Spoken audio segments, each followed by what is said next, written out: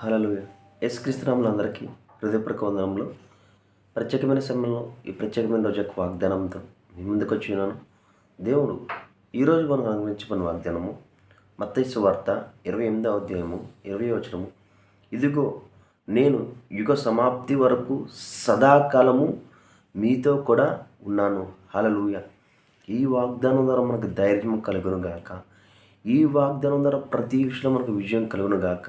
ఆమె ఎప్పుడైతే ఇచ్చిన వాగ్దానం బట్టి అడుగుతామో అడిగిన సమస్తాన్ని దేవుడు మనకి అనుగ్రహిస్తాడు.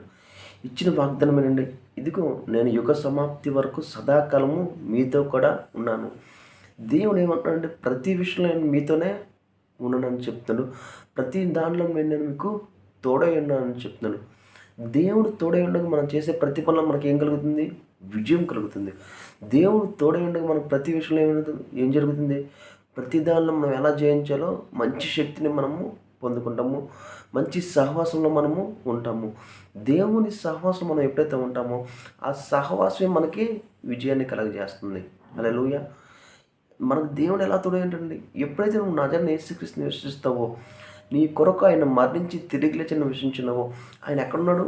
నీలోనే ఉన్నాడు, నీతోనే ఉన్నాడు. సమస్తాన్ని జయించిన అనుభవం మనకే ఉంది. కాబట్టి ప్రతి విషయంలో నువ్వు విజయవంతుడిగా మారిపోయావు. ఎప్పుడైతే ఆయన ద్వారా నువ్వు ఆ పరిస్థితిలోనికి వెళ్తావో, ఆయన ద్వారా ఆ పరిస్థితిని అడుగుతావో, దేవుడు ఆ విజయాన్ని నీకు అనుగ్రహిస్తాడు. లోకపరమైన ఆలోచనలు, లోకపరమైన విధాలు నిన్ను బలహీనపరుస్తాయేమో. దేవుని సహవాసంలో నువ్వు ఏదైతే అడుగుతున్నావో, దేవుని మీద విశ్వసించి నువ్వు ఏదైతే ప్రార్థిస్తున్నావో, ప్రతి దాంట్లో దేవుడు నీకు ఘనతను కలగజేస్తాడు. ప్రతి దాంట్లో నీకు దేవుడు విజయాన్ని కలగజేస్తాడు. కాబట్టి ఈరోజు మనం ఏం చేయాలి? ప్రతిదీ దేవుని వద్ద నుండి మనము పొందుకునే వారిలాగా ఉండాలి. దేవుని వద్ద నుండి మనము తీసుకునే వారిలా ఉండాలి. దేవుడు ఏమన్నాడంటే, అడుగుడే నీకు ఇవ్వనన్నాడు. మనం మనం అడుగు వాటి కంటే ఊహించి వాడికైనా అత్యధికంగా కలగజేస్తాడు. ప్రతిదీ దేవుడు మనలోనే పెట్టేస్తున్నాడు. మనకి మంచి జ్ఞానంతో దాన్ని మనం పొందుకోవాలి.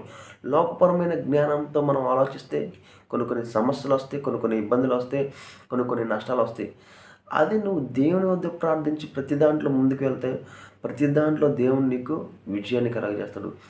ఈరోజు మనకి తోడైన దేవుడి ద్వారా ప్రతి విషయంలో మనము విజయం పొందునుగాక. నీ ప్రతి బలహీనతలో ఈరోజు ఈ వాగ్దానం ద్వారా తొలగిపోనుగాక. ఆమేన్. ప్రార్థించుకుందామా? స్తోత్రం మహోన్నతమైన దేవా, నీకే వందనాలు స్తోత్రాలు చెల్లించుకున్నాం దేవా.